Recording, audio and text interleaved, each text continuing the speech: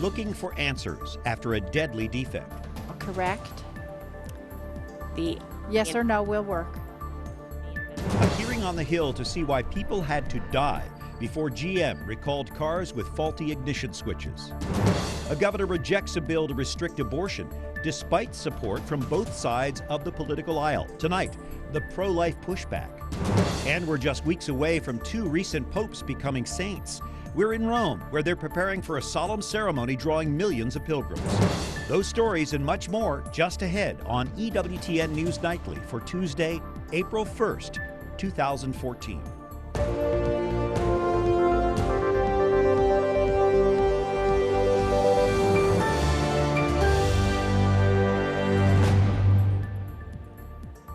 Good evening. Thank you for joining us. With our EWTN News Nightly team, I'm Brian Patrick, and we begin this evening with News Now and the push for answers from lawmakers and the families of victims. They want to know why it took so long for General Motors to issue a recall on a possibly dangerous defect.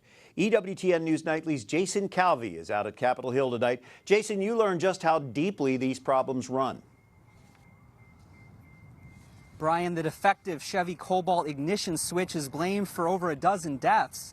The CEO of General Motors was at a congressional hearing at the House today and apologized. The company has already recalled 2.6 million of these impacted cars. But for family members of the victims, this recall comes too late. I feel like he was ripped of his life. It was taken from him. He was the only one out of all five of us who, wasn't married, didn't get to have that opportunity to raise his children, complete his dream of owning a ranch. It was all taken from him.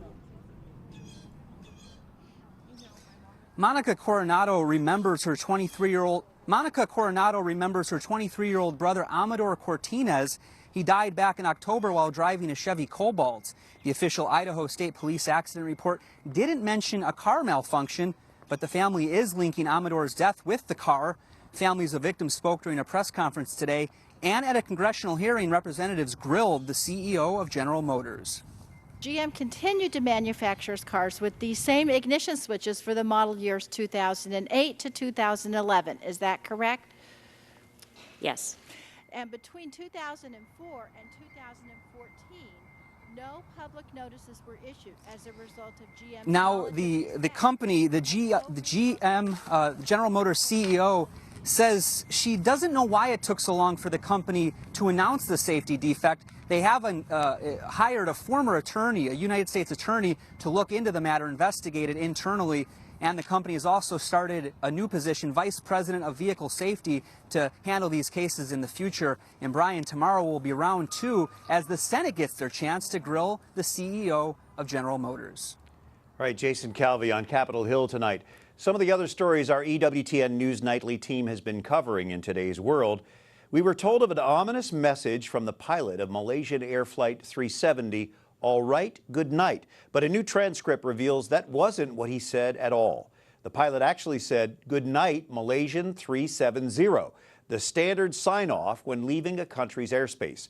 Meanwhile, the International Air Transport Association is calling for increased security and aircraft tracking in the wake of the plane's disappearance March 8th. The Prime Minister of Australia, where the search has been centered, says there is no time limit on the search effort. The Obama administration met its mark, 7 million enrolled in the healthcare exchanges in the first round of open enrollment, but saying it was a struggle to get there could be the understatement of the year.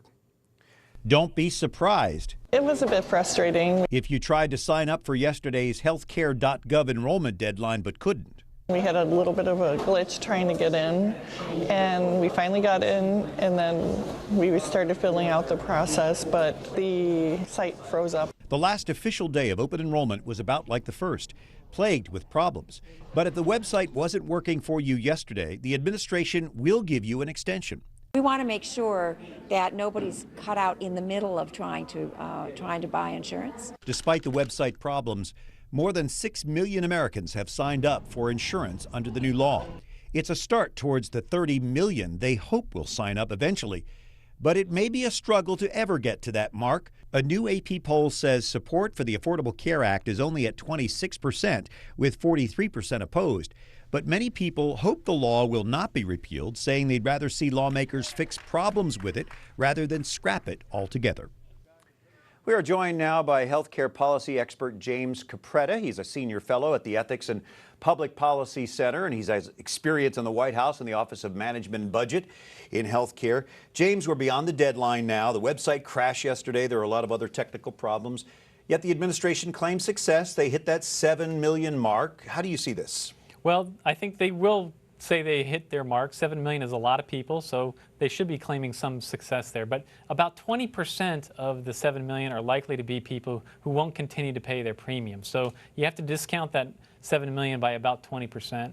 Moreover, about 2/3 of them really just shifted from old insurance into the exchanges. They were previously covered already with health care. The number who are actually newly insured and were uninsured previously may be 2 million or so far in the exchanges. There is a new deadline on Monday the 7th. Who does that apply to? Well, it's the honor system. Anybody who says they tried to get into the website as of March 31st but couldn't, they're going to allow to sign up all the way through April 7th. You have extensive experience in healthcare policy in the White House and the Office of Management and Budget. What do you think needs to be fixed before the next enrollment period in November? Well, there's so much wrong with the law, it's hard to begin on this one. I think that the benefit package, they said everybody in America had to get exactly the same benefits. That was a big mistake.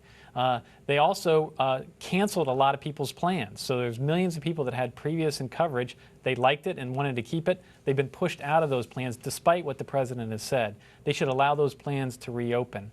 And also they need to give a real marketplace, allow a lot more choice, a lot more flexibility to people so they don't have to go through one government-run structure to get their health care. I think those are some of the things that need to happen. All right, so what do you think actually will happen? Well, I think the president's pretty dug in. He's going to defend this law through his current term.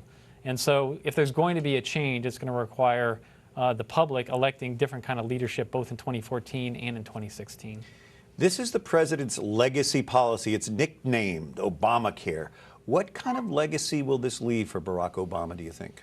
Well, so far it's unpopular in large part because it's true that it's helping a certain segment of the population. They're giving large subsidies to certain groups, including some who are very deserving of it.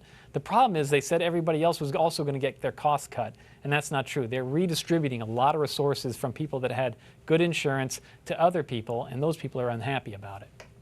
Yeah, it reminds me a little of the New Deal. With FDR. Everybody thought it was a great thing, and history looks at things a little bit differently, doesn't it? It does, absolutely. It'll take time to figure this one out. All right, James Capretta, we appreciate you being with us tonight. Thanks for joining us. Thank you. Well, the Supreme Court will wait before hearing two HHS birth control mandate cases. One involves the Washington Archdiocese and its Catholic Charities. The other, a case from Priests for Life. The two cases will now go through the normal appeals process. An appellate court will hear them first. Once that process is complete, these Catholic organizations could take their cases back to the Supreme Court. So this evening, it's a little bit harder to get an abortion in Arizona. New rules say women cannot take the RU486 pill after the 7th week of pregnancy. That's despite a protest from Planned Parenthood. Before today, women could take this abortion-inducing drug through the 9th week of pregnancy. Opponents of the rule say it's a case of politicians trying to play doctors. Pro-lifers are having a tougher time back east. Lawmakers in West Virginia passed a bill to stop abortions past 20 weeks with bipartisan support. But Governor Earl Ray Tomblin vetoed the bill. Tonight, the Catholic community plans to counter with a prayer vigil at the governor's mansion. The governor says he respects life, but claims this bill restricts the doctor-patient relationship. Marjorie Dannenfelser is with us from the Susan B. Anthony List, a group that promotes pro-life candidates and policies. Thanks for joining us, Marjorie. I'm so glad to be with you. Thank you. So this bill passes in West Virginia. It gets support from both sides. This is a Democratic-controlled legislature, yet it faces a governor veto who says he's pro-life. What happened here? It's a jaw-dropping moment. It really is. There are two things to consider. One, this bill is tremendously popular. It's passed in 13 states. It passed overwhelmingly in the House of Representatives. It's on fire in the Senate with 40 co-sponsors. It is in West Virginia, which was going to be the 14th state. We fully expected that it would be because we have a democratically controlled House and Senate that are avidly pro-life. passed over 2/3 in both chambers. And then this self-avowed pro-life governor vetoed the bill inexplicably. So the other thing to consider is what happens when politically unacceptable initiatives fail. And that's actually what we're seeing right now is that this is politically unacceptable in the National Democratic Party. It is certainly acceptable and absolutely popular on the grassroots level. When it got to the level of the governor, pressures came in that shouldn't be there. And I think what we're going to see is there'll be a tremendous amount of pressure on the senator from West Virginia, Senator Manchin, to co-sponsor the same bill in the Senate, which is on fire. I know you've been meeting with him. How do you feel that that is going to fare? Well, I think we've been back and forth all day. Today, he made a statement saying he endorses the bill. Now, endorsing the bill is not co-sponsoring the bill. Endorsing the bill means that it comes to you, you'll vote for it. That is a very different thing from leading on a bill. And when you look at the numbers on the ground, you look at what West Virginia believes and what women, more than men even, embrace this halfway through pregnancy marker, then it's an easy call. So it's why an easy is call. it that these politicians seem to be afraid to stand up with this, even though it seems so popular in the grassroots? Well, I think the politicization of the bill is the biggest problem that we have, and it is because of this.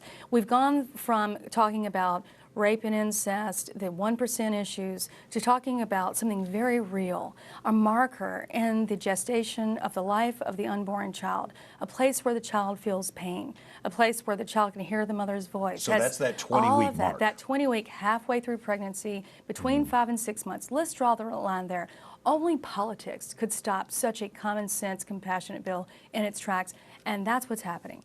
Yeah. The National Democratic Party, who has taken a sadly lacking in compassion stand, has decided this can go no further. It puts us on the defense, and I think that's what has happened with the governor of West Virginia, and that's to be greatly grieved in this moment. Politics is a very powerful force. All right, Marjorie, thanks for being with us tonight. Thanks so much. The U.S. bishops are calling for action on immigration reform today. They celebrated Mass on the border in Arizona to remember migrants who have died trying to reach the U.S. Cardinal Sean O'Malley of Boston was the main celebrant at this Mass. The bishops are inviting all Catholics to pray, fast, and act on immigration reform. The Mass was inspired by Pope Francis' visit to Lampedusa, Italy last year to pray for migrants who died attempting to reach Europe by boat. Now to the massive mudslide in Washington state. It's claimed at least 27 lives. 19 of those victims have now been identified. But despite the progress with the search, many families are still waiting to find out what happened to their loved ones. As this community tries to move forward, some local sports stars try to bring some light to dark times for mourning survivors. To be able to offer a little bit of a release or a distraction from what's going on, I mean, that's all you can do. We're just trying to help people as much as we can, and this is just our way. That devastating mudslide happened now 10 days ago. Well, it might be spring, but Mother Nature is following her own calendar on this 1st of April. The upper Midwest is getting pounded by a blizzard. This is video from South Dakota. You can see the sleet and snow blown around by wind gusts of up to 63 miles an hour. Coming up, less than a month before millions converge on Rome for a dual canonization ceremony, Alan Holdren shows us preparations now underway. And later on, a high-stakes court battle over software technology we use every day on our smartphones and tablets.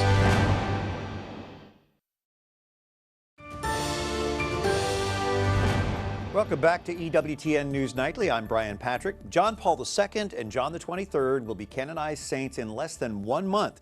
We go to Rome tonight, where Alan Holdren has the latest on the preparations. Alan, what are the canonizations going to look like?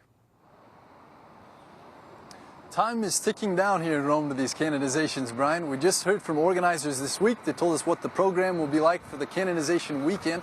There will be an all-night prayer vigil in which downtown Roman churches are open for worship and confession ahead of the morning canonizations on Divine Mercy Sunday, which Pope Francis will be presiding over, and what they're calling a Feast of Holiness. St. Peter's Square today. There's traffic, but nowhere close to what it will be in 27 days' time.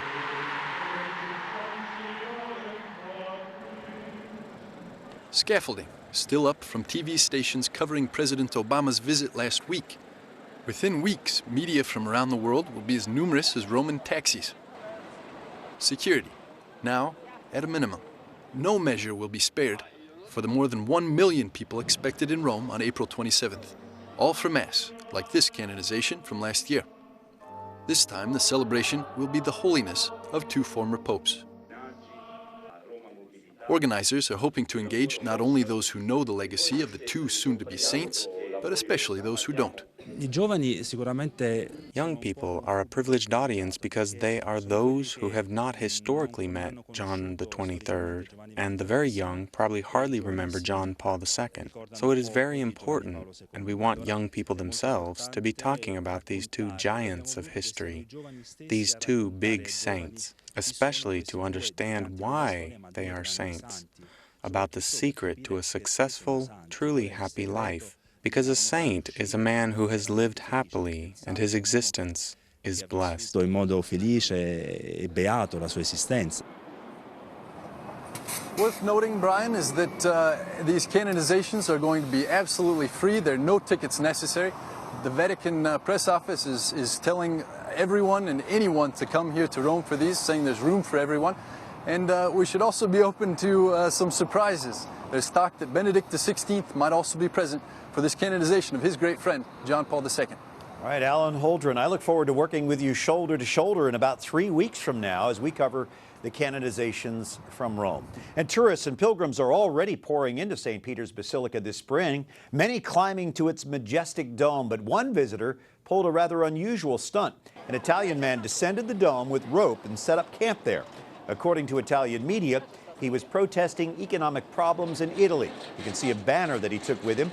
He was jailed for a short time in the Vatican, and he's now in Italian police custody. Don't miss our Saints for Today series coming up tomorrow here on EWTN News Nightly. Did you know John the 23rd had a really witty sense of humor, and he wasn't afraid to use it? EWTN News Nightly's Wyatt Spencer takes a closer look at the new saint's quirky side. That's tomorrow right here on EWTN News Nightly. Well, in this modern age, cell phones are just a part of everyday life for most of us. But a legal battle is brewing right now between 2 tech giants that could impact you. Susie Pinto reports.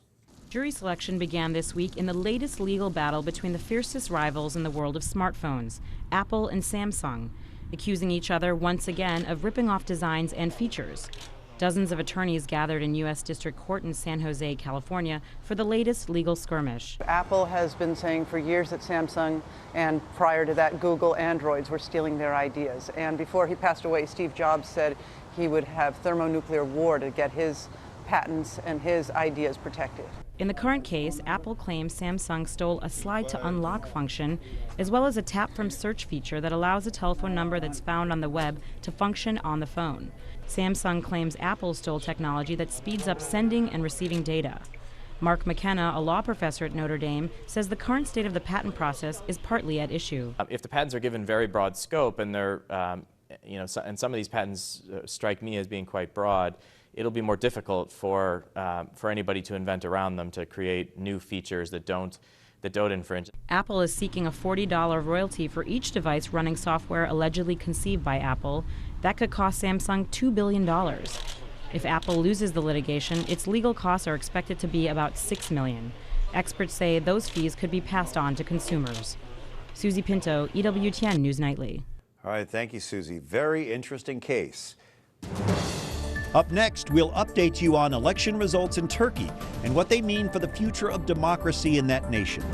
And a long-lost Renoir painting is returning to a museum in Maryland. We'll show you that work of art stolen more than 60 years ago.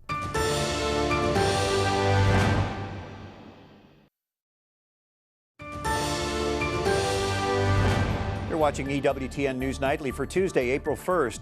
His name wasn't even on the ballot, but the Prime Minister of Turkey is giving victory speeches this week after elections all over the country. He claims the many victories for his party are a step in the right direction for democracy.